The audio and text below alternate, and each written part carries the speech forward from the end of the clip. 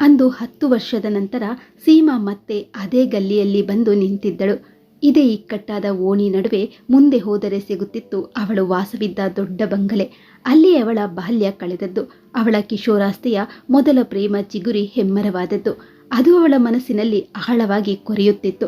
ಅವಳ ಮನದಲ್ಲಿ ತೆರೆ ತೆರೆಯಾಗಿ ಅಂದಿನ ಘಟನೆಗಳು ಹಾದು ಹೋದವು. ಆ ನೆನಪುಗಳಿಂದ ಅವಳು ಬಂದಿಯಾಗಿದ್ದಳು. ಅಲ್ಲಿಂದ ಹಾದು ಹೋಗುವಾಗ ಅವಳಿಗೆ ಮತ್ತೆ ಅದೇ ಹಳೆಯ ಪಾರ್ಕ್ ಕಾಣಿಸಿತು. ಸಣ್ಣ ಮಕ್ಕಳ ನಗು ಕೇಕೆಯಿಂದ, ಅವರ ಆಟೋಟಗಳಿಂದ ಆ ಪಾರ್ಕ್ ಇಂದು ಶೋಭಾಯಮಾನವಾಗಿತ್ತು. ಪಾರ್ಕ್ ಹೊರಗೆ ಹಲವು ಫುಡ್ ಸ್ಟಾಲ್ ಇತ್ತು. ಹಿರಿಯರು ಮಕ್ಕಳಿಗೆ ಕೇಳಿದ್ದನ್ನು ಕೊಡಿಸುತ್ತಾ ತಾವು ಸವಿಯುತ್ತಾ ಆನಂದವಾಗಿ ಹರಟುತ್ತಿದ್ದರು. ಇಂದಿನ ಹೆಂಗಸರು ಇಷ್ಟು ಸ್ವತಂತ್ರರಾಗಿ ಹಾಯಾಗಿ ತಮಗೆ ಬೇಕಾದಂತೆ ಆರಾಮವಾಗಿ ಓಡಾಡಿಕೊಂಡಿದ್ದಾರೆ. ಆದರೆ ತಾನು ಸದಾ ಅಮ್ಮ, ಅಜ್ಜಿ, ಅತ್ತೆ, ಚಿಕ್ಕಮ್ಮಂದಿರ ಲಕ್ಷ್ಮಣ ರೇಖೆಯ ಸಂಪ್ರದಾಯಗಳನ್ನು ದಾಟಲಾರದೆ ಅಷ್ಟೇ ಚೌಕಟ್ಟಿನಲ್ಲಿ ತನ್ನ ಬದುಕನ್ನು ಕಂಡುಕೊಂಡಿದ್ದೆ ಎಂದು ಮಮ್ಮಲ ಮರಗಿದಳು ಸೀಮಾ. ಸದಾ ಅಡುಗೆ ಮನೆಯ ಬಿಡುವಿಲ್ಲದ ಕೆಲಸಗಳು, ಪಾತ್ರೆ, ಬಟ್ಟೆ ಇಷ್ಟರ ಮಧ್ಯೆ ಅಲ್ಪ ಸ್ವಲ್ಪ ಬಿಡುವಾದರೆ ತಕ್ಷಣ ಅಜ್ಜಿ ಹಪ್ಪಳ ಸಂಡಿಗೆ ಕೆಲಸ ಅಂಟಿಸ್ತಾ ಇದ್ರು. ಚಿಕ್ಕಮ್ಮಂದಿರು ಸದಾ ಅಮ್ಮನ ಹಿಂದೆ ಮುಂದೆ ಓಡಾಡಿಕೊಂಡಿರುತ್ತಿದ್ದರು. ಬಂದು ಹೋಗುವ ಸೋದರತ್ತಿಯರು ಏನಾದ್ರೊಂದು ಡಿಮ್ಯಾಂಡ್ ಇಲ್ಲದೆ ಬರ್ತಾ ಇರಲಿಲ್ಲ. ತಮಗೂ ಈ ದುಡಿತದ ಮಧ್ಯೆ ಸ್ವಲ್ಪ ಬಿಡುವು ಬೇಕು ಎಂದು ಕೇಳುವ ಧೈರ್ಯ ಯಾರಿಗೂ ಇರಲಿಲ್ಲ. ಅಜ್ಜಿಯ ಸರ್ವಾಧಿಕಾರಿ ಧೋರಣೆಯ ಎದುರು ಯಾವುದೂ ನಡೀತಾ ಇರಲಿಲ್ಲ. ಅಜ್ಜಿಯ ಆರೋಪಗಳಿಗೆ ಸದಾ ಸೀಮಾ, ಅವಳ ತಾಯಿ ರತ್ನಮ್ಮ ಈಡಾಗುತ್ತಿದ್ದರು. ನೆಂಟರಿಷ್ಟರು ಎಲ್ಲರ ಮಧ್ಯೆ ಸೀಮಾಳ ಸೌಂದರ್ಯ ಹೊಗಳಿಕೆಗೆ ಪಾತ್ರವಾಗಿದ್ದರೆ ಅಜ್ಜಿಯ ದೃಷ್ಟಿಯಲ್ಲಿ ಮಾತ್ರ ಸದಾ ಹಿಡಿ ಶಾಪಕ್ಕೆ ಗುರಿಯಾಗುತ್ತಿದ್ದಳು. ಸೀಮಾ ಹೈಸ್ಕೂಲ್ ದಾಟುವವರೆಗೂ ಅವಳಣ್ಣ ಶಾಲೆಗೆ ನೆರಳಾಗಿ ಹಿಂಬಾಲಿಸಿಕೊಂಡು ಕರೆದುಕೊಂಡು ಹೋಗಿ ಬರುತ್ತಿದ್ದ. ಅವಳು ಲೇಡೀಸ್ ಕಾಲೇಜ್ ಸೇರಿದ ಮೇಲೆಯೇ ತುಸು ಬಿಡುಗಡೆ ಕಂಡದ್ದು. ಆ ಮನೆಯ 7 ಜನ ಮೊಮ್ಮಕ್ಕಳಲ್ಲಿ ಇವಳೊಬ್ಬಳೇ ಹೆಣ್ಣು ಕೂಸು. ಎಲ್ಲರೂ ಇವಳನ್ನು ಅಪಾರವಾಗಿ ಪ್ರೀತಿಸ್ತಾ ಇದ್ರು. ಆದರೆ ಅಷ್ಟೇ ಕಟ್ಟುನಿಟ್ಟಾದ ನಿಯಮಗಳು. ಇವಳ ತಂದೆಯೇ ಆ ಮನೆಗೆ ಹಿರಿಯಣ್ಣ. 3 ತಮ್ಮಂದಿರೊಡನೆ ಕುಟುಂಬದ ಬಟ್ಟೆ ವ್ಯಾಪಾರದ ಗಡಿಬಿಡಿ ಸುಧಾರಿಸುವುದರಲ್ಲಿ ಹೈರಾಣರಾಗುತ್ತಿದ್ದರು. ಅಷ್ಟು ಮಂದಿ ಅಣ್ಣಂದಿರಲ್ಲಿ ಯಾರೋ ಒಬ್ಬರು ಇವಳಿಗೆ ಸದಾ ಬೆಂಗಾವಲಾಗಿ ಹಿಂದೆ ಬಂದು ಶಾಲಾ ಕಾಲೇಜು ಬಾಗಿಲು ಮುಟ್ಟಿಸುವವರು. ಪರೀಕ್ಷೆ ಮುಗಿದ ನಂತರ ಬೇಸಿಗೆಯ ರಜಾ ದಿನಗಳ ಬಿಡುವು ಸಿಕ್ಕಾಗ ಅವಳಿಗೆ ನೆಮ್ಮದಿ ಎನಿಸುತ್ತಿತ್ತು. ಆಗ ಅಮ್ಮ ತವರಿಗೆ ಹೊರಡುತ್ತಿದ್ದಳು.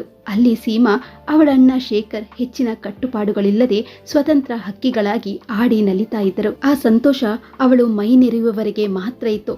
ಹೈಸ್ಕೂಲ್ ಮೊದಲ ವರ್ಷ ಮೂಲೆ ಹಿಡಿದು ಕುಳಿತವಳಿಗೆ ಅಜ್ಜಿ ಹೊಸ ಆಜ್ಞೆ ವಿಧಿಸಿದ್ರು. ಸೀಮಾ ಈಗ ದೊಡ್ಡವಳಾಗಿದ್ದಾಳೆ, ಹಾಗೆಲ್ಲ ಅವಳನ್ನು ನೆಂಟರಿಷ್ಟರ ಮನೆಗೆ ಕಳುಹಿಸಲಾಗದು. ರತ್ನ ಮಗನ ಜೊತೆ ಬೇಕಾದ್ರೆ ತವರಿಗೆ ಹೋಗಲಿ, ಸೀಮಾ ನಮ್ಮೊಂದಿಗೆ ಇಲ್ಲೇ ಇರಲಿ. ನಾಳೆ ಅಲ್ಲಿ ಏನಾದರೂ ಹೆಚ್ಚು ಕಡಿಮೆ ಆಗಿಬಿಟ್ಟರೆ ಏನ್ ಗತಿ? ಮುಂದೆ ಇವಳ ಕೈ ಹಿಡಿಯುವವರು ಯಾರು? ಅಪ್ಪಾಜಿ ಅಜ್ಜಿಯ ಮಾತಿಗೆ ಎದುರು ಹೇಳಲಾರದೆ ಸುಮ್ಮನಾಗಿದ್ದರು. ಇದ್ದ ಒಂದು ಸ್ವಾತಂತ್ರ್ಯ ಸುಖ ಹೋಯಿತೆ ಎಂದು ದುಃಖದಿಂದ ಕಣ್ಣೀರಿಟ್ಲು. ಅವಳು ಎಷ್ಟು ಅತ್ತು ಕರೆದರೂ ಮಾವನ ಮನೆಗೆ ಹೋಗಲು ಅನುಮತಿ ಸಿಗ್ಲಿಲ್ಲ. ಈ ನೆಪದಿಂದಾಗಿ ಅಮ್ಮನಿಗೆ ವರ್ಷಕ್ಕೊಮ್ಮೆ ತವರಿಗೆ ಹೋಗುವ ಸುಯೋಗ ತಪ್ಪಿತು. ತಾನು ಅಣ್ಣನಂತೆ ಗಂಡು ಹುಡುಗನಾಗಿದ್ದರೆ ಅಮ್ಮ ಇಂದು 2 ಗಂಡು ಮಕ್ಕಳೊಡನೆ ಹಾಯಾಗಿ ತವರಿನಲ್ಲಿರುತ್ತಿದ್ದಳು ಎನಿಸಿ ದುಃಖ ಮತ್ತಷ್ಟು ಉಮ್ಮಳಿಸಿತು. ಯಾಕಾದ್ರೂ ಹೆಣ್ಣಾಗಿ ಹುಟ್ಟಿದ್ನೋ ಎಂದು ಮೊದಲ ಸಲ ಬಹಳ ದುಃಖವಾಯಿತು. ಆ ದಿನ ಮಹಡಿಯಲ್ಲಿ ಕುಳಿತು ರಾಧಾ ಚಿಕ್ಕಮ್ಮನ ಮಿನಿ ಟ್ರಾನ್ಸಿಸ್ಟರ್ನಲ್ಲಿ ಹಾಡು ಕೇಳುತ್ತಿದ್ದಳು. ನೋವು ದುಃಖ ತುಂಬಿದ ವೇದನ ಭರಿತ ಶೋಕ ಗೀತೆಗಳು. ಅದನ್ನು ಕೇಳಿಸಿಕೊಳ್ಳುತ್ತಾ ತನ್ನ ದುಃಖ ಮರೆಯಲು ಯತ್ನಿಸುತ್ತಿದ್ದಳು. ಆಗ ಇವರ ಮಹಡಿಯ ಗೋಡೆಗೆ ಅಂಟಿದ್ದ ಪಕ್ಕದ ಬಿಲ್ಡಿಂಗ್ ಕಡೆಯಿಂದ ಧ್ವನಿ ಕೇಳಿಸಿತು. ಈ ಹಾಡುಗಳು ಚೆನ್ನಾಗಿವೆ. ಹಿಂತಿರುಗಿ ನೋಡಿದಾಗ ಒಬ್ಬ ಹ್ಯಾಂಡ್ಸಮ್ ತರುಣ ಇವಳ ಕಡೆ ಮಂದಹಾಸ ಬೀರ್ತಾ ಇದ್ದ. ಅವನು ಯಾರೆಂದು ತಿಳಿಯದೆ ಕಣ್ ಬಿಡುತ್ತಾ ನಿಂತಳು. ಹಾಯ್, ನಾನು ಸುಮಂತ್. ನಾನು ನಮ್ಮ ಸೋದರತ್ತೆ ಮನೆಗೆ ಬಂದಿದ್ದೇನೆ. ನಿಮ್ಮ ಹೆಸರೇನು? ಓ, ಇವನು ಪಕ್ಕದ ಮನೆಯ ವೀಣಾ ಆಂಟಿಯ ಅಣ್ಣನ ಮಗ ಅಂತ ಅರ್ಥವಾಯಿತು. ನನ್ನ ಹೆಸರು ತಿಳಿದು ನಿಮಗೇನಾಗಬೇಕು? ಅಂತಹ ಪರಿಚಯದ ಆಸೆ ಇಟ್ಕೋಬೇಡಿ ಎನ್ನುತ್ತಾ ಸೀಮಾ ಕೆಳಗೆ ಹೊರಟು ಹೋದ್ಲು. ಅಲ್ಲಿಂದ ನಿಷ್ಠೂರವಾಗಿ ಮನೆಗೆ ಬಂದು ಬಿಟ್ಲು. ಆದರೆ ಒಂದು ವಿಚಿತ್ರ ಅನುಭೂತಿ ಮೈಗೂಡಿದಂತಾಗಿತ್ತು. 17ರ ಹರೆಯಕ್ಕೆ ಕಾಲಿಟ್ಟಿದ್ದ ಅವಳು ಇದುವರೆಗೆ ಬೇರೆ ಹುಡುಗರ ಜೊತೆ ಮಾತನಾಡುವುದಿರಲಿ, ಸರಿಯಾಗಿ ಕಣ್ಣೆತ್ತಿಯೋ ನೋಡಿರಲಿಲ್ಲ. ಸದಾ ಗಾರ್ಡಾಗಿ ಅವಳ ಬೆಂಗಾಲಿಗೆ ಇರುತ್ತಿದ್ದ ಅಣ್ಣಂದಿರೇ ಅದಕ್ಕೆ ಕಾರಣ. ಆ ದಿನ ಮೊದಲ ಬಾರಿಗೆ ಒಬ್ಬ ತರುಣ ಪ್ರಶಂಸಾಪೂರ್ವಕವಾಗಿ ಅವಳನ್ನು ಮಾತನಾಡಿಸಿದ್ದ. ಅವಳ ಸುಪ್ತ ಮನಸ್ಸಿನಲ್ಲೀಡಾದ ಪ್ರೇಮ ಭಾವವನ್ನು ಯಾರೋ ಎಚ್ಚರಗೊಳಿಸಿದಂತಾಗಿತ್ತು. ಆ ಮಾತ್ರದ ಭಾವನೆಯಿಂದಲೇ ಅವಳು ಭಯಭೀತಳಾಗಿದ್ದಳು. ಆ ಭಾವನೆ ಅವಳಲ್ಲಿ ಚಿಗುರೊಡೆದರೆ ಮುಂದೆ ಅವಳ ತಾಯಿಯ ಆಪಾದನೆಯ ನಿಂದನೆಗೆ ಗುರಿಯಾಗಬೇಕಾಗುತ್ತದೆ ಎಂದು ಗೊತ್ತಿತ್ತು. ಮಾರನೇ ದಿನ ಎಷ್ಟೇ ಬೇಡವೆಂದು ಮನಸ್ಸನ್ನು ಕಂಟ್ರೋಲ್ ಮಾಡುತ್ತಿದ್ದರೂ ಅವಳು ಅದೇ ಹೊತ್ತಿಗೆ ಮಹಡಿ ಮೇಲೆ ಹೋಗಿ ನಿಂತಿದ್ದಳು. ಮನಸ್ಸು ವಿವೇಕವನ್ನು ಗೆದ್ದಿತ್ತು. ಅವನು ಅಲ್ಲೇ ಇವಳ ಬರುವಿಕೆಗಾಗಿ ಎಂಬಂತೆ ಕಾದು ನಿಂತಿದ್ದ. ದಟ್ಟ ನೀಲಿ ಜೀನ್ಸ್ ಮೇಲೆ ನಿಂಬೆ ಹಳದಿ ಟೀ ಶರ್ಟ್ನಲ್ಲಿ ಅವನು ಮತ್ತಷ್ಟು ಆಕರ್ಷಕವಾಗಿ ಕಾಣಿಸ್ತಾ ಇದ್ದ. ಆಗ ವೀಣಾ ಆಂಟಿ ಸಹ ಜೊತೆಯಲ್ಲಿಯೇ ಇದ್ರು. ಅಯ್ಯೋ, ಅವರೂ ಇದ್ದಾರಲ್ಲ ಎಂದು ಇವಳು ಹಿಂದೆ ಸರಿಯಲು ಯತ್ನಿಸಿದ್ಲು. ಅಷ್ಟರಲ್ಲಿ ಅವರೇ ಮಾತನಾಡಿಸಿದ್ರು. ಸೀಮಾ, ಈ ಸಲ ನೀನು ನಿನ್ನ ಸೋದರ ಮಾವನ ಮನೆಗೆ ಹೋಗ್ಲಿಲ್ವೇ? ಇಲ್ಲ ಆಂಟಿ, ಅಮ್ಮನ ಆರೋಗ್ಯ ತುಸು ಚೆನ್ನಾಗಿಲ್ಲ, ಅದಕ್ಕೆ ಅಜ್ಜಿ ಇನ್ನೊಂದ್ಸಲ ಹೋದ್ರಾಯ್ತು ಅಂದುಬಿಟ್ರು. ಓ, ಬಹಳ ದಿನ ಆಯ್ತು ನಿಮ್ಮಮ್ಮನ ಜೊತೆ 4 ಮಾತನಾಡಿ, ಆಮೇಲೆ ಬಿಡುವು ಮಾಡಿಕೊಂಡು ಬರ್ತೀನಿ ಎಂದರು. ಹ್ಞೂ ಆಂಟಿ, ದನಿಗೂಡಿಸಿದ್ಲು ಸೀಮಾ. ಅರೆ ಸೀಮಾ, ಇಲ್ಲಿ ನೋಡು, ಇವನು ಸುಮಂತ್, ನಮ್ಮಣ್ಣನ ಮಗ. ನಿನ್ನೆ ತಾನೇ ಮದ್ರಾಸಿನಿಂದ ಬಂದಿದ್ದಾನೆ. ಅಲ್ಲಿ ಮೆಡಿಕಲ್ ಕಾಲೇಜ್ನಲ್ಲಿ ಕಲಿತಾ ಇದ್ದಾನೆ. 2 ವಾರಗಳ ಮಟ್ಟಿಗೆ ಅತ್ತೆಯನ್ನು ನೆನಪಿಸಿಕೊಂಡು ಬಂದಿದ್ದಾನೆ. ನಸುನಗುತ್ತಾ ವೀಣಾ ಹೇಳಿದ್ರು. ಅತ್ತೆ, ಈ ಸಲ ಮೈಸೂರಿಗೆ ಬಂದು ಒಳ್ಳೆಯದನ್ನು ಮಾಡಿದೆ. ನಿಮ್ಮೂರಿನಲ್ಲಿ ಎಂತೆಂಥ ಬ್ಯೂಟಿ ಅಡಗಿದೆ ಅಂತ ಈಗ ಅರ್ಥವಾಗುತ್ತಿದೆ. ಸುಮಂತ್ ಇವಳತ್ತ ನೋಡುತ್ತಾ ಹೇಳಿದ. ಸೀಮಾ ನಾಚಿಕೆಯಿಂದ, ಪ್ರೇಮದಿಂದ, ಆನಂದದಿಂದ ಕೆನ್ನೆಗಳಲ್ಲಿ ಕೆಂಪು ತುಂಬಿಕೊಳ್ಳುತ್ತಿದ್ದಳು. ಆ ಕ್ಷಣ ಅವಳು ಅಲ್ಲಿ ಹೇಗೆ ನಿಂತಿದ್ದಾರೋ, ವೀಣಾ ಏನು ಹೇಳ್ತಾ ಇದ್ಲೋ ಒಂದೂ ತಿಳಿತಾ ಇಲ್ಲ. ಅವರು ಅಲ್ಲಿಂದ ಹೊರಟಾಗ ಅವನಿನ್ನು ತನ್ನನ್ನೇ ಗಮನಿಸ್ತಾ ಇದ್ದಾನೆ ಎಂದು ಗೊತ್ತಿದ್ದರೂ ಸೀಮಾ ದಡದಡನೆ ತನ್ನ ಕೋಣೆಗೆ ಓಡಿ ಹೋದ್ಲು. ಅವನ ಕಣ್ಣಲ್ಲಿದ್ದ ಪ್ರೇಮಪೂರ್ಣ ಸಂದೇಶ ಅದಾಗಲೇ ಅವಳ ಮನಸ್ಸನ್ನು ತಲುಪಿತ್ತು. ಮನಸ್ಸಿನ ಜೊತೆ ಈಗ ವಿವೇಕ ಬೆರೆತು ಅವನ ಸ್ನೇಹಕ್ಕೆ ಹಾತೊರೆಯತೊಡಗಿತ್ತು. ಇದನ್ನೇ ಮೊದಲ ನೋಟದ ಪ್ರೇಮ, ಲವ್ ಎಟ್ ಫಸ್ಟ್ ಸೈಟ್ ಅಂತಾರೆಯೇ. ಇದೆಂಥ ವಿಚಿತ್ರ ಅನುಭವ. ಮನಸ್ಸಿನ ನೆಮ್ಮದಿ ಹಾರಿ ಹೋಗಿತ್ತು. ಅದೆಂಥದು ಅರಿಯದ ಭಾವ, ದಾಹ, ಹಸಿವು ಎಲ್ಲ ಮರೆಯಾಗಿತ್ತು. ಮಾವನ ಮನೆಗೆ ಹೋಗದಿದ್ದರಿಂದ ಸೀಮಾ ಬೇಸರಗೊಂಡಿದ್ದಾಳೆ. ಅದಕ್ಕೆ ಸದಾ ಮಹಡಿಯಲ್ಲಿ ಸುತ್ತಾಡುತ್ತಾಳೆ ಎಂದೇ ಮನೆಯವರು ಭಾವಿಸಿದ್ರು. ಅವಳ ಮೇಲೆ ಕಣ್ಗಾವಲು ತುಸು ಕಡಿಮೆಯಾಯಿತು. ಅವಳಿಗೂ ಹಾಯಾಗಿತ್ತು. ಸಂಜೆ ಹೊತ್ತು ಅವಳ ಅಣ್ಣಂದಿರು ಆಟಕ್ಕೆ ಓಡುವರು. ಅಮ್ಮ ಚಿಕ್ಕಮ್ಮಂದಿರು ರಾತ್ರಿ ಅಡುಗೆ ತಯಾರಿಗೆ ಏನೋ ಒಂದು ಮಾಡೋದ್ರಲ್ಲಿ ಬ್ಯುಸಿ. ಅಜ್ಜಿ ಅಕ್ಕಪಕ್ಕದವರೊಂದಿಗೆ ಹರಟೆ. ಈ ಸಮಯ ನೋಡ್ಕೊಂಡು ತಾನಾಗಿ ಅವಳ ಕಾಲುಗಳು ಮಹಡಿ ಕಡೆಗೆ ಹೋಗ್ತಾ ಇದ್ದವು. ಇವಳು ಅಂದುಕೊಂಡಂತೆಯೇ ಸುಮಂತ್ ಸೀಮಾಗಾಗಿ ಕಾಯುತ್ತಾ ಮಹಡಿಯಲ್ಲಿ ನಿಂತಿರ್ತಾ ಇದ್ದ. ಮೊದಮೊದಲು ಬಲು ಸಂಕೋಚದಿಂದ ಅವನ ಮಾತುಗಳಿಗೆ ಹ್ಞೂ ಎಂದಷ್ಟೇ ಹೇಳ್ತಾ ಇದ್ಲು. ಕ್ರಮೇಣ ಅವನ ಸ್ವಾರಸ್ಯಕರ ಮಾತುಗಳಲ್ಲಿ ಉತ್ತರಿಸುವುದನ್ನು ಕಲಿತಳು. ಹೀಗೆ ಅವರ ಮಾತುಕತೆ ದಿನೇ ದಿನೇ ಬೆಳೆಯತೊಡಗಿತು. ಆ ದಿನ ಅಣ್ಣ ಕರೆದನೆಂದು ಮಾತಿನ ಮಧ್ಯದಲ್ಲೇ ಬಿಟ್ಟು ಕೆಳಗೆ ಓಡಿ ಬಂದಿದ್ದಳು. ಅವಳನ್ನು ಕಂಡವರೇ ಮನೆಯವರೆಲ್ಲ ತಲೆಗೊಂದು ಪ್ರಶ್ನೆ ಕೇಳತೊಡಗಿದ್ರು. ಎಲ್ಲೇ ಹಾಳಾಗಿ ಹೋಗಿದ್ದೆ ಇಷ್ಟು ಹೊತ್ತು? ಮಹಡಿಯ ಮೇಲೆ ಇಷ್ಟು ಹೊತ್ತಿನಲ್ಲಿ ನಿನಗೆ ಅಂತಹ ಗನಂದಾರಿ ಕೆಲಸ ಏನು ಅಂತ? ನಿನಗೆ ತಲೆಗೆಲೆ ನೆಟ್ಟಗಿದೆ ತಾನೆ? ಅವರೆಲ್ಲರ ಮಾತುಗಳನ್ನು ಅವಳು ಮೌನವಾಗಿ ಕೇಳಿಸಿಕೊಳ್ತಾ ಇದ್ಲು. ನೀವು ಹೆದರುತ್ತಿರುವಂತೆಯೇ ನಾನು ವಯಸ್ಸಿಗೆ ಬಂದ ಒಬ್ಬ ಹುಡುಗನೊಡನೆ ಮಾತುಕತೆಯಲ್ಲಿ ತೇಲಿ ಹೋಗಿದ್ದೆ. ಅವನ ಪ್ರೀತಿ ಪ್ರೇಮದಲ್ಲಿ ಮುಳುಗಿ ಹೋಗಿರುವೆ. ಯಾವುದು ನಡೆಯಬಾರದೆಂದು ಅಜ್ಜಿ ಸದಾ ಅಣ್ಣಂದಿರನ್ನು ಕಾವಲಿಗೆ ಹಾಕುತ್ತಾಳೋ ಅದೇ ಈಗ ನಿಜವಾಗುತ್ತಿದೆ. ಇದನ್ನೆಲ್ಲ ಯಾವ ಧೈರ್ಯದಿಂದ ಅವಳು ತುಟಿ ಮೇಲೆ ತಂದು ಹೇಳಿಯಾಳು? ಬೈದು ಬೈದು ಸುಸ್ತಾದ ಮನೆಯವರು ಸುಮ್ಮನಾದಾಗ ಅವಳು ಮೌನವಾಗಿ ತನ್ನ ತಾಯಿಯ ಕೋಣೆ ಸೇರಿದ್ಲು. ಹೀಗೆ ಇವರಿಬ್ಬರ ಮೂಕ ಪ್ರೇಮ ಕದ್ದು ಮುಚ್ಚಿ ನಡೀತಾ ಇತ್ತು. ಅದೀಗ ಇಬ್ಬರ ಮನದಲ್ಲೂ ಭದ್ರವಾಗಿ ಬೇರೂರಿತು. 2 ವಾರಗಳ ನಂತರ ಸುಮಂತ್ ತನ್ನ ಓದಿನ ಸಲುವಾಗಿ ಮದ್ರಾಸ್ಗೆ ಹೊರಟೇ ಬಿಟ್ಟ. ಆ ದಿನ ಅವಳು ಅವನ ಎದೆಗೆ ಒರಗಿ ಮೂಕವಾಗಿ ರೋಧಿಸಿದಳು. ಅವನು ಎಷ್ಟೇ ಸಮಾಧಾನ ಹೇಳಿದ್ರೂ ಅವಳಿಗೆ ಧೈರ್ಯ ಬರ್ತಾ ಇರಲಿಲ್ಲ. ಅವನು ಊರಿಗೆ ಹೊರಟು ಹೋದರೆ ತನ್ನನ್ನು ಮರೆತೇ ಬಿಡುತ್ತಾನೆ ಎಂಬ ಭಯ ಅವಳಿಗೆ. ತಮ್ಮಿಬ್ಬರದು ಅಮರ ಪ್ರೇಮ. ಹಾಗೆಲ್ಲ ನಂಬಿಸಿ ಮೋಸ ಮಾಡುವವನಲ್ಲ ಎಂದು ಅನೇಕ ಸಲ ಅವನು ಆಣೆ ಪ್ರಮಾಣ ಮಾಡಿದಾಗ ಅವಳಿಗೆ ತುಸು ಭರವಸೆ ಮೂಡಿತು. ಇದು ನನ್ನ ಕಾಲೇಜಿನ 2ನೇ ವರ್ಷವಾದ್ದರಿಂದ ನಾವು ಇನ್ನೂ ಸ್ವಲ್ಪ ಕಾಯಲೇಬೇಕು ಸೀಮಾ. ನಂತರವೇ ನಾನು ನಮ್ಮ ಮನೆಯವರ ಬಳಿ ಮಾತನಾಡಲು ಸಾಧ್ಯ. ನಿನಗೆ ಅದು ಸಾಧ್ಯ, ನನಗೆ ಆ ಧೈರ್ಯ ಇಲ್ಲ. ನನ್ನನ್ನು PUC ಲೇಡೀಸ್ ಕಾಲೇಜ್ಗೆ ಕಳಿಸಿರುವುದೇ ಹೆಚ್ಚು. ನಮ್ಮ ಮನೆಯವರ ಬಗ್ಗೆ ಗೊತ್ತಲ್ಲ, ಅವರಿಗೇನಾದರೂ ಸಣ್ಣ ಸುಳಿವು ಸಿಕ್ಕಿದ್ರು ನನ್ನನ್ನು ಹೊಡೆದು ಬಡಿದು ಮಾರನೇ ದಿನವೇ ಯಾವನಿಗೂ ಕೊಟ್ಟು ಮದುವೆ ಮಾಡಿಸಿ ಬಿಡ್ತಾರೆ. ಅದಾದ ಕೆಲವೇ ದಿನಗಳಲ್ಲಿ ನಾನು ಯಾವುದಾದ್ರೂ ಬಾವಿಗೆ ಹಾರಿಕೊಳ್ಳುತ್ತೇನಷ್ಟೇ. ಎಂತಹ ಪುಕ್ಲಿಯನ್ನು ನಾನು ಪ್ರೀತಿಸಿದ್ದೇನೆ ಎಂದು ನನಗೆ ಚೆನ್ನಾಗಿ ಗೊತ್ತಿದೆ. ಸುಮಂತ್ ವಿದಾಯ ಕೋರುತ್ತಾ ಹೇಳಿದಾಗ ಅವಳಿಗೂ ನಗು ಬಂತು. ಹೀಗೆ ಮತ್ತಷ್ಟು ವರ್ಷ ಕಳೆದವು. ಪ್ರತಿ ಸಲ ಬೇಸಿಗೆ ರಜೆ ಬಂದಾಗೆಲ್ಲ ಸುಮಂತ್ ಅಲ್ಲಿಂದ ಅತ್ತೆ ಮನೆಗೆ ಮರೆಯದೆ ಓಡಿ ಬರ್ತಾ ಇದ್ದ. ಇವರಿಬ್ಬರ ಪ್ರೇಮದ ವ್ಯವಹಾರ ಕದ್ದು ಮುಚ್ಚಿ ನಡೀತಾ ಇತ್ತು. ಮೊಬೈಲ್ ಫೋನ್ ಮುಟ್ಟಲು ಅವಳಿಗೆ ಅವಕಾಶ ಕೊಟ್ಟಿರಲಿಲ್ಲ. ಮನೆಗೆ ಪತ್ರ ತರಿಸುವ ಧೈರ್ಯ ಮೊದಲೇ ಇಲ್ಲ. ಹೀಗಾಗಿ ಕಾಲೇಜಿನ ಸಹಪಾಠಿಗೆ ಹೇಳಿ ಅವಳ ಮನೆ ವಿಳಾಸಕ್ಕೆ ಪತ್ರ ತರಿಸ್ತಾ ಇದ್ಲು. ಅಪರೂಪಕ್ಕೆ ಗೆಳತಿಯ ಫೋನ್ನಲ್ಲಿ ಮಾತನಾಡುವಳು. ಇವಳ ಗೆಳತಿ ಶ್ರೇಯಾ ಎಲ್ಲದಕ್ಕೂ ಸಹಾಯವಾಗಿ ನಿಂತಳು. ದುರಾದೃಷ್ಟಕ್ಕೆ ಅವಳ ತಂದೆಗೆ ವರ್ಗವಾಗಿ ಬೇರೆ ಊರಿಗೆ ಹೋದಾಗ ಸುಮಂತ್ ಸೋದರತ್ತೆಗೆ ಶರಣು ಹೋದ. ವೀಣಾ ಆಂಟಿ ಇವರ ಪ್ರೇಮಕ್ಕೆ ನೀರೆರೆದು ಪತ್ರ ತರಿಸಿಕೊಡುವರು. ಫೋನಿನಲ್ಲಿ ಮಾತನಾಡಲು ಏಕಾಂತ ಕಲ್ಪಿಸಿಕೊಡುತ್ತಿದ್ದರು. ಅಣ್ಣನ ಸೊಸೆ ಎಂದರೆ ತನ್ನ ಸೊಸೆ ಎಂಬಂತೆ ವಿಶೇಷ ಅಕ್ಕರೆ ತೋರಿಸ್ತಾ ಇದ್ರು. ಇತ್ತ ಸೀಮಾ ಬಿಕಾಂ ಮುಗಿಸುವಷ್ಟರಲ್ಲಿ ಸುಮಂತ್ ಡಾಕ್ಟರ್ ಆಗಿದ್ದ. MD ಮುಗಿಸುವುದಕ್ಕಾಗಿ ಅವನು ಮುಂಬೈ ಯೂನಿವರ್ಸಿಟಿಗೆ ಸೇರಿದ. ಅಷ್ಟರಲ್ಲಿ ಅಜ್ಜಿಗೆ ಯಾವಾಗ ಮೊಮ್ಮಗಳ ಡಿಗ್ರಿ ಮುಗಿಯುವುದು, ಯಾವಾಗ 3 ಗಂಟು ಹಾಕಿಸುವುದು ಎಂಬ ದೊಡ್ಡ ಚಿಂತೆ ಶುರುವಾಗಿತ್ತು. ಸದಾ ಹಿರಿಮಗನನ್ನು ಮಗಳಿಗೆ ಬೇಗ ವರ ನೋಡು, ವಾಲಗ ಊದಿಸು ಎಂದು ವರಾತ ಶುರು ಮಾಡಿದ್ರು. ಶಾಸ್ತ್ರಿಗಳನ್ನು ಕಲಿಸುವುದು, ಜಾತಕ ಹೊಂದಾಣಿಕೆ, ಹುಡುಗನ ಅಂತಸ್ತು, ವರೋಪಚಾರ ತಮ್ಮ ಕೈಗೆಟಕುವುದೇ ಇತ್ಯಾದಿಗಳಲ್ಲೇ ಎಷ್ಟೋ ದಿನ ಕಳೆಯಿತು. ಕೊನೆಗೆ ತಡೆಯಲಾರದೆ ಅವಳು ವೀಣಾ ಆಂಟಿಗೆ ಹೇಳಿ ತನ್ನ ತಾಯಿಯ ಬಳಿ ಸುಮಂತ್ನ ಕುರಿತು ಪ್ರಸ್ತಾಪ ಮಾಡಲು ಹೇಳಿದ್ಲು. ಇಲ್ಲದಿದ್ದರೆ ಅಜ್ಜಿ ತರಾತುರಿಯಲ್ಲಿ ಮದುವೆ ಮುಗಿಸುವರೆ. ವೀಣಾ ಆಂಟಿ ಬಂದು ರತ್ನಮ್ಮನಿಗೆ ಈ ವಿಷಯ ತಿಳಿಸಿದಾಗ ಅವರು ಮಗಳ ಧೈರ್ಯ ಕಂಡು ಬೆಚ್ಚಿಬಿದ್ದರು. ಇಷ್ಟೆಲ್ಲ ಸಂಕೋಲೆಗಳ ಮಧ್ಯೆ ಈ ಮಹಾತಾಯಿ ಯಾವಾಗ ಪಕ್ಕದ ಮನೆ ಹುಡುಗನನ್ನು ಪ್ರೇಮಿಸಿದ್ಲು, ಅದು ಬೇರೆ ಜಾತಿ ಎಂದು ಗೊತ್ತಿರುವಾಗ ಎಂದು ಬೆರಗಾದ್ರು. ಅವರು ಹೋದ ನಂತರ ಮಗಳನ್ನು ತಮ್ಮ ಕೋಣೆಗೆ ದರದರ ಎಳೆದೊಯ್ದರು. ಇದೇನು ಇವತ್ತು ಇವರು ಹೀಗೆ ಎಂದು ಸೀಮಾ ಆಶ್ಚರ್ಯ ಪಡುವಂತಾಯಿತು. ಏನೇ ಇದು ನಿನ್ನ ವ್ಯವಹಾರ? ನಿಮ್ಮ ಅಜ್ಜಿಗೆ ಗೊತ್ತಾದ್ರೆ ನಿನ್ನನ್ನು ಬದುಕಲು ಬಿಡ್ತಾರಾ? ಅಮ್ಮ, ಅದೆಲ್ಲ ನನಗೆ ಗೊತ್ತಿಲ್ಲ. ನಾನು ಸುಮಂತ್ನನ್ನು 3 ವರ್ಷಗಳಿಂದ ಪ್ರೇಮಿಸ್ತಾ ಇದ್ದೇನೆ. ಮದುವೆ ಅಂತ ಆದರೆ ಅವನನ್ನೇ ಆಗೋದು. ಇಲ್ಲದಿದ್ರೆ ನಾನೇ ಎಲ್ಲಾದರೂ ಹೋಗಿ ಸಾಯ್ತೀನಿ. ಅಯ್ಯೋ ಹಾಳಾದವಳೆ, ಯಾಕೆ ಹಾಗೆಲ್ಲ ಮಾತನಾಡ್ತೀಯ? ಈ ಮನೆಯವರಿಗೆ ಗೊತ್ತಾಗಿ ಅವರು ನಿನ್ನ ಕತೆ ಮುಗಿಸುವ ಬದಲು ನೀನಾಗಿ ಸಾಯುವುದೇ ಮೇಲು. ಯಾಕಾದ್ರೂ ನನ್ನ ಹೊಟ್ಟೆಯಲ್ಲಿ ಹುಟ್ಟಿ ಕತ್ತು ಕೊಯ್ತಾ ಇದ್ದಿ? ಅಯ್ಯೋ ಅಮ್ಮ, ಇಬ್ಬರ ಗೋಳು ಹೇಳತೀರದು.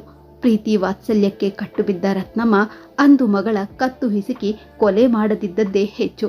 ವಿಷಯ ಗೊತ್ತಾದ ತಕ್ಷಣ ಮಗಳನ್ನು ದಂಡಿಸುವುದಿರಲಿ, ಅವಳಿಗೆ ಅಂತಹ ಅವಕಾಶ ಮಾಡಿಕೊಟ್ಟವಳು ಅಂತ ತನ್ನನ್ನು ಮೊದಲು ಇಲ್ಲ ಅನಿಸಿ ಬಿಡುವುದಿಲ್ಲವೇ? ಈ ಭಯ ಅವರನ್ನು ತತ್ತರಿಸುವಂತೆ ಮಾಡಿತು. ಆ ದಿನ ಏನೂ ನಡೆದೇ ಇಲ್ಲ ಎನ್ನುವಂತೆ ಅತ್ತೆ ಜೊತೆ ಸೇರ್ಕೊಂಡು ಮಗಳಿಗೆ ಬೇಗ ಬೇಗ ವರ ಹುಡುಕಲು ನೆರವಾಗತೊಡಗಿದರು. ಮಗಳಿಗೆ ಸಹಾಯ ಮಾಡುವ ಕಲ್ಪನೆಗೂ ಆಕೆ ಕೈ ಹಾಕಲಿಲ್ಲ. ಆ ಮನೆಯಲ್ಲಿ ಸೀಮಾಳಿಗೆ ನೆರವಾಗಬಹುದಿದ್ದ ಏಕೈಕ ಜೀವ ತನ್ನ ಕೈ ಬಿಟ್ಟಾಗ ಸೀಮಾ ನಡುಗಿ ಹೋದಳು. ಸುಮಂತನ ಉನ್ನತ ಶಿಕ್ಷಣದ ಪರೀಕ್ಷೆ ನಡೆಯುತ್ತಲಿತ್ತು. ಇತ್ತ ಇವಳ ಜೀವನದ ಅಗ್ನಿ ಪರೀಕ್ಷೆಯ ತಯಾರಿ ನಡೆದಿತ್ತು. ಸೀಮಾಳಿಗೆ ಇದ್ದದ್ದು ಒಂದೇ ಯೋಚನೆ, ಹೇಗಾದ್ರೂ ಮಾಡಿ ಸುಮಂತನ ಬಳಿ ಓಡಿ ಹೋಗಲೆ ಅಥವಾ ಸಾಯಲೆ. ಯಾವ ಧೈರ್ಯದಲ್ಲಿ ಅವನ ಬಳಿ ಓಡಿ ಹೋಗಲಿ? ಈ ನನ್ನ ಅಣ್ಣಂದಿರೆಲ್ಲ ಸೇರಿ ನಮ್ಮಿಬ್ಬರನ್ನು ಒಟ್ಟಿಗೆ ಕೊಂದು ಹಾಕಿದರೂ ಆಶ್ಚರ್ಯವಿಲ್ಲ. ಅನ್ಯಾಯವಾಗಿ ವೀಣಾ ಆಂಟಿಗೆ ಕೆಟ್ಟ ಹೆಸರು ಬಂದಿತು. ಯಾಕಾದ್ರೂ ಈ ಪ್ರೇಮ ಪ್ರಪಾತಕ್ಕೆ ಬಿದ್ದೆನೋ ಎಂದು ಚಡಪಡಿಸಿದಳು. ಇವಳ ಅಣ್ಣಂದಿರಿಗೆ ಮನೆಯವರ ಧನಬಲದಿಂದ ದುರಹಂಕಾರ ಬೆಳೆದಿತ್ತು. ಓದನ್ನು ಬಿಟ್ಟು ದಾದಾಗಿರಿ ರಾಜಕೀಯಕ್ಕೆ ಇಳಿದಿದ್ದರು. ತನ್ನ ಈ ಅಂತರಂಗದ ಮಾತು ಹೇಳಿಕೊಳ್ಳಲು ಅವಳಿಗೆ ಹತ್ತಿರದ ಯಾವ ಗೆಳತಿಯೂ ಇರಲಿಲ್ಲ. ವೀಣಾ ಆಂಟಿಯನ್ನು ಮಾತನಾಡಿಸಲೇಬಾರದು ಎಂದು ರತ್ನಮ್ಮ ಮಗಳಿಂದ ಆಣೆ ಪ್ರಮಾಣ ಮಾಡಿಸಿದ್ದರು. ಈಗಂತೂ ಅವನ ಫೋನ್, ಪತ್ರ ಗಗನಕುಸುಮವಾಗಿತ್ತು. ಅವಳು ಎಲ್ಲಿಗೆ ಹೋದ್ಲು, ಏನ್ ಮಾಡಿಯಳು? ಇಲ್ಲಿ ಎಲ್ಲ ಅಜ್ಜಿಯ ಸರ್ಪಗವಲಿನಲ್ಲಿ ನಡೀತಾ ಇತ್ತು. ಅಂತೂ ಒಂದು ದಿನ ಅವಳ ಮದುವೆ ಫಿಕ್ಸ್ ಆಯಿತು. NRI ಹುಡುಗ, ಹಣ ಐಶ್ವರ್ಯ ಕೊಳ್ಳೆ ಹೋಗುವಂತಿತ್ತು. ಮತ್ತಿನ್ನೇನು, ಮನೆಯವರು ಲಗ್ನ ಕಟ್ಟಿಸಿಯೇ ಬಿಟ್ಟರು. ಅವಳಂತೂ ಜೀವಂತ ಶವ ಆಗಿದ್ದಳು. ಮನೆಯವರು ಹೇಳಿದಂತೆ ಯಂತ್ರವತ್ತಾಗಿ ನಡೆದುಕೊಳ್ಳುತ್ತಿದ್ದಳು. ಈಗೇನಾದ್ರೂ ಪವಾಡ ನಡೆದರೆ ಮಾತ್ರ ಅವಳ ಪ್ರೇಮ ಫಲಿಸುತ್ತಿತ್ತು. ಸುಖಾಂತ್ಯ ಕೇವಲ ಕಲ್ಪನೆಯಲ್ಲಿ ಸಾಧ್ಯ. ವಿಧಿ ಇಲ್ಲದೆ ಅಡ್ಜಸ್ಟ್ಮೆಂಟ್ ಒಂದೇ ವಾಸ್ತವಿಕ ಜೀವನ. ಮದುವೆ ಮಂಟಪಕ್ಕೆ ಬಂದಿದ್ದೂ ಆಯಿತು. ಬಿಡದಿ ಮನೆ ಸಿಂಗಾರ, ನೆಂಟರಿಷ್ಟರ ಬಂಧು ಬಳಗದ ಗೌಜು ಗದ್ದಲದ ನಡುವೆ ವರ ಪೂಜೆಯೂ ಮುಗಿಯಿತು. ಈ ಎಲ್ಲದರ ಮಧ್ಯೆ ಅವಳಿಗೊಂದು ಆಶಾಕಿರಣ ಇದ್ದೇ ಇತ್ತು. ಸಿನಿಮಾದಲ್ಲಿ ತೋರಿಸುವ ಹಾಗೆ ಸುಮಂತ್ ಯಾವ ಕ್ಷಣದಲ್ಲಿಯಾದರೂ ಬಂದು ತನ್ನನ್ನು ಆ ಧಾರೆ ಮಂಟಪದಿಂದ ಶಾಶ್ವತವಾಗಿ ಕರೆದೊಯ್ಯಬಹುದು ಅಂತ. ಹಾಗೇನೂ ಆಗ್ಲಿಲ್ಲ. ಎಲ್ಲ ಯಾಂತ್ರಿಕವಾಗಿ ನಡೀತಾ ಇತ್ತು. ಯಾರು ಏನೂ ಹೇಳಿದರೂ ಅದನ್ನು ಮಾಡ್ತಾ ಇದ್ಲು. ಅಂತೂ ಅವಳ ಕುತ್ತಿಗೆಗೆ 3 ಗಂಟು ಬಿದ್ದು ಛತ್ರದಲ್ಲಿನ ಗಂಡಿನ ಕಡೆಯವರ ಮನೆಗೆ ಗೃಹ ಪ್ರವೇಶ ಮಾಡಿದ್ದೂ ಆಯಿತು. ನಿಸ್ತೇಜವಾಗಿದ್ದ ಅವಳ ಮುಖದಲ್ಲಿ ಯಾವ ಜೀವಂತಿಕೆಯೂ ಇರಲಿಲ್ಲ. ವಧುವಿನ ಕಳೆ ಮೊದಲೇ ಇರಲಿಲ್ಲ. ಅಮ್ಮನ ಮನೆಯವರಿಂದ ಬೀಳ್ಕೊಂಡು ಹೊರಡುವ ಹೊತ್ತು ಬಂದೇ ಬಿಟ್ಟಿತು. ಎಲ್ಲರಿಗೂ ಯಾಂತ್ರಿಕವಾಗಿ ನಮಸ್ಕಾರ ಮಾಡುತ್ತಾ ಹೊರಬಂದಳು. ತವರು ಬಿಟ್ಟು ಹೊರಡುತ್ತಿರುವ ದುಃಖ ಎಂದೇ ಎಲ್ಲರೂ ತಿಳಿದರು. ವೀಣಾ ಆಂಟಿಯನ್ನು ಬೀಳ್ಕೊಡುತ್ತಾ ಪಿಸಪಿಸನೆ ಅವರ ಕಿವಿಯಲ್ಲಿ, ನನ್ನ ಪ್ರೇಮದ ಬಲಿಯಾಗಿ ಹೋಯಿತು. ಕೊನೆಯ ಗಳಿಗೆಯವರೆಗೂ ಸುಮಂತ್ ಬರುತ್ತಾರೆ ಎಂದೇ ಕಾದಿದ್ದೆ. ಆದರೆ ಅಲ್ಲಿ ಅವರು ಇದೇನು ಗೊತ್ತಿಲ್ಲದವರಾಗಿ ಇದ್ದಾರೆ. ಇತ್ತ ನಾನು ಪರಪುರುಷನಿಗೆ ಸತಿಯಾಗಿ ಹೊರಟಿದ್ದೇನೆ ಎಂದು ಕಂಬನಿ ಒರೆಸಿಕೊಂಡಳು. ರತ್ನಮ್ಮ ಮಗಳನ್ನು ಸಂತೈಸಲು ಮುಂದಾದಾಗ ಅವಳು ಅವರ ಬಳಿ ಬಲು ಮೆಲ್ಲಗೆ, ಇಂದಿಗೆ ನನಗೆ ಈ ಮನೆಯ ಋಣ ಮುಗಿಯಿತಮ್ಮ.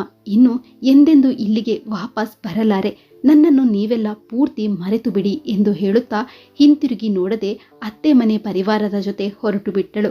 ತವರಿನವರು ಬಂದು ಮಗಳನ್ನು ಅತ್ತೆ ಮನೆಗೆ ಬಿಟ್ಟು ಬರುವುದು ವಾಡಿಕೆ. ಆದರೆ ಸೀಮಾ ಅದೆಲ್ಲ ಏನೂ ಬೇಡ ಎಂದು ಪತಿ ಇದ್ದ ಕಾರು ಏರಿದಳು. ಮೈಸೂರಿನಿಂದ ಕಾರು ಬೆಂಗಳೂರಿನತ್ತ ಹೊರಟಿತು. ಹೇಮಂತ್ ಸೀಮಾಳನ್ನು ಮದುವೆಯಾದದ್ದು ನಿಜ, ಆದರೆ ಪತಿಯಾಗುವ ಪ್ರಯತ್ನ ಮಾಡಲೇ ಇಲ್ಲ. ಬಹುಶಃ ಅದು ತನ್ನ ನೀರಸ ವರ್ತನೆಯಿಂದ ಇರಬೇಕೆಂದೇ ಸೀಮಾ ಭಾವಿಸಿದ್ದಳು. ಆದರೆ ಅದರ ಮುಂದಿನ ವಾರ ಇವರು ಬೆಂಗಳೂರಿನಿಂದ ಅಮೆರಿಕಾಗೆ ಹೊರಟಾಗ ಅಲ್ಲಿ ಅವಳಿಗೆ ಎಲ್ಲ ಅರ್ಥವಾಗಿತ್ತು. ಅಲ್ಲಿ ಹೇಮಂತನಿಗೆ ಈಗಾಗಲೇ ವಿದೇಶಿ ಮಹಿಳೆಯೊಬ್ಬಳೊಂದಿಗೆ ಮದುವೆ, ಮಗು ಎಲ್ಲ ಆಗಿತ್ತು. ಕಸಿನ್ ಎಂದಷ್ಟೇ ಇವಳನ್ನು ಅವಳಿಗೆ ಪರಿಚಯಿಸಿದ. ಒಂದು ವಿಧದಲ್ಲಿ ಈ ಬಾಂಧವ್ಯಕ್ಕೆ ತಾನು ಅಂಟದಿದ್ದದ್ದು ಒಳ್ಳೆಯದಾಯಿತು ಎಂದು ಭಾವಿಸಿದ್ದು.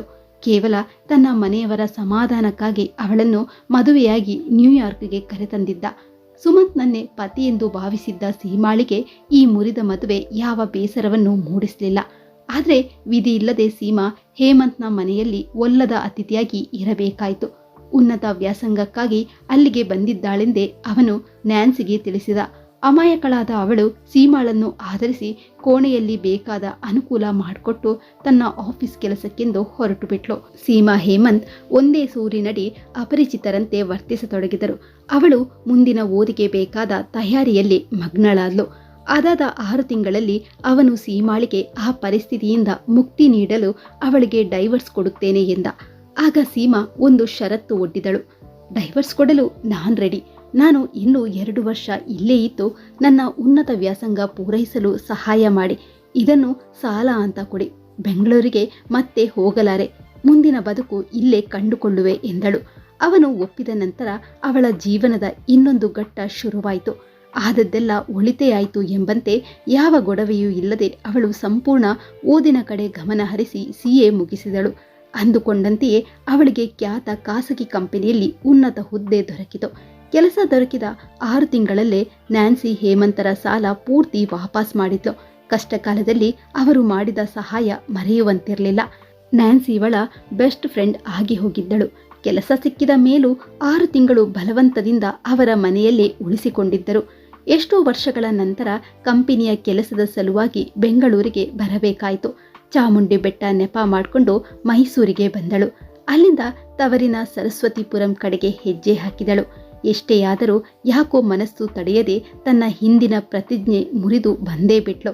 ಇದನ್ನೆಲ್ಲ ಯೋಚಿಸುತ್ತಾ ಬೇಕೆಂದೇ ದೂರದಿಂದ ನಡೆದುಕೊಂಡೇ ಮನೆ ಕಡೆ ಹೆಜ್ಜೆ ಹಾಕತೊಡಗಿದ್ಲು. ಆಗ ತರಕಾರಿ ಕೊಳ್ಳಲೆಂದು ವೀಣಾ ಆಂಟಿ ಗಾಡಿಯವನ ಬಳಿ ವ್ಯಾಪಾರಕ್ಕೆ ನಿಂತಿದ್ದರು. ನೀನು ಸೀಮಾ ಅಲ್ವೇ? ಎಷ್ಟೊಂದು ಬದಲಾಗಿದ್ದಿ. ಅತಿ ಸುಂದರವಾಗಿದ್ದಿ. ಮೊದಲೇ ಸುಂದರವಾಗಿದ್ಲು, ಈಗ ಇನ್ನಷ್ಟು ಕಳೆಗೂಡಿದ್ದಿ. ಆಶ್ಚರ್ಯದಲ್ಲಿ ಬಡಬಡಿಸ್ತಾ ಇದ್ರು. ಹೌದು ಆಂಟಿ, ನಾನೇ ಸೀಮಾ. ನೀವು ಹೇಗಿದ್ದೀರಿ? ಅವರನ್ನು ಕಂಡು ತನಗೇನು ಖುಷಿಯಾಗಿಲ್ಲ ಎಂಬಂತೆ ಮುಖ ಮಾಡಿಕೊಂಡ್ಲು. ಅದು ಅವರಿಗೆ ಸ್ಪಷ್ಟವಾಗಿ ಗುರುತಾಯಿತು. ಸೀಮಾ, ನೀನು ಎಂದೂ ನನ್ನನ್ನು ಕ್ಷಮಿಸುವುದಿಲ್ಲವೆಂದು ಗೊತ್ತು. ನಿನ್ನ ಮದುವೆಯ ವಿಷಯ ನಾನು ಬೇಕೆಂದೇ ಸುಮಂತ್ಗೆ ತಿಳಿಸಲಿಲ್ಲ. ನೀನು ಹೋದ ಮೇಲೆ ಒಮ್ಮೆ ಬಂದಿದ್ದ.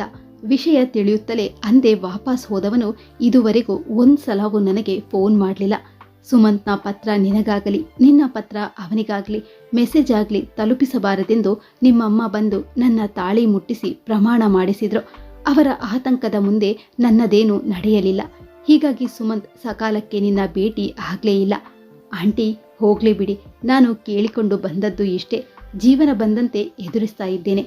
ಅತ್ಸರಿ ಸೀಮಾ, ಇಷ್ಟು ವರ್ಷಗಳಾದ ಮೇಲೆ ನೀನಿಲ್ಲಿ? ಅಷ್ಟರಲ್ಲಿ ಸೀಮಾಳ ಹಿರಿ ಚಿಕ್ಕಮ್ಮ ರಾಧಾ ತರಕಾರಿ ಕೊಳ್ಳಲು ಅಲ್ಲಿಗೆ ಬಂದರು.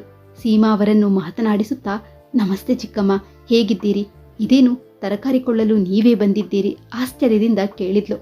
ಈಗ ಎಲ್ಲ ಬದಲಾಗಿ ಹೋಯ್ತಮ್ಮ. ನೀನು ಆ ಕಡೆ ಹೋಗಿದ್ದೇ ಬಂತು. ವರ್ಷದಲ್ಲಿ ಮನೆ 4 ಭಾಗವಾಗಿ ಅವರವರ ಪಾಲು ಪಡೆದುಕೊಂಡು ಸ್ವತಂತ್ರ ಪೋಷಣೆ ಮಾಡಿಕೊಂಡು ಎಲ್ಲರೂ ನೆಮ್ಮದಿಯಾಗಿದ್ದಾರೆ. ನಿನ್ನ ಮದುವೆ ಮುರಿದ ವಿಷಯ ತಿಳಿದದ್ದೇ ರತ್ನಕ್ಕ ಹೃದಯಾಘಾತದಿಂದ ಹಾಸಿಗೆ ಹಿಡಿದು ಬಿಟ್ಟಿದ್ದಾರೆ. ಅಜ್ಜಿ ತಮ್ಮ ದರ್ಪ ಬಿಟ್ಟು ಮೂಲೆ ಸೇರಿದ್ದಾರೆ. ನಾವು ಅವರು ನಿಮ್ಮಜ್ಜಿ ಮಾತ್ರ ಜೊತೆಗಿದ್ದೇವೆ. ನಿಮ್ಮಣ್ಣ ಮದುವೆಯಾಗಿ ಬೆಂಗಳೂರಿನಲ್ಲಿ ಸ್ವಂತ ಬಿಸ್ನೆಸ್ ನಡೆಸ್ತಾ ಇದ್ದಾನೆ.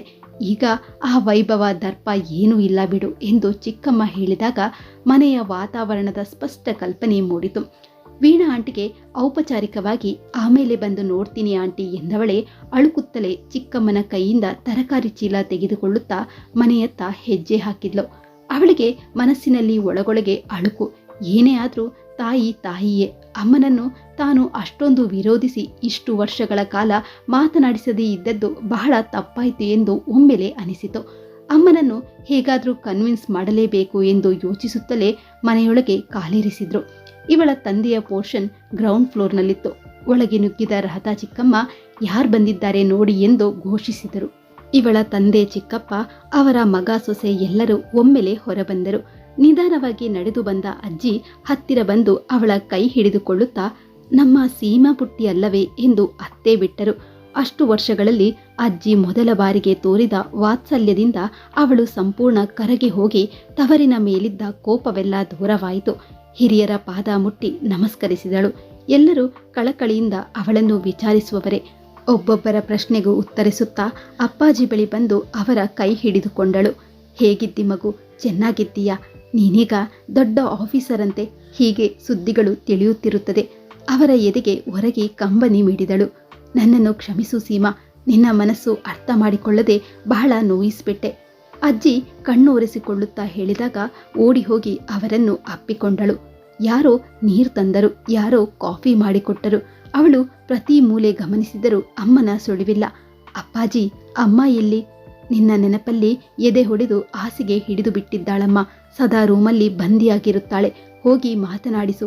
ನೀನು ಬಂದ ದಿಸೆಯಿಂದಾದರೂ ಹುಷಾರಾಗಬಹುದು. ಎಲ್ಲರತ್ತ ಮುಗುಳ್ನಗುತ್ತಾ ನಿಧಾನವಾಗಿ ಬಚ್ಚಲ ಮನೆಗೆ ಹತ್ತಿರವಿದ್ದ ಅಮ್ಮನ ಕೋಣೆಗೆ ಹೋದಳು. ಮೂಲೆಯಲ್ಲಿ ಹಾಸಿದ ಹಾಸಿಗೆ ಮೇಲೆ ಅಮ್ಮ ಹೊರಗೆ ಕುಳಿತಿದ್ದರು.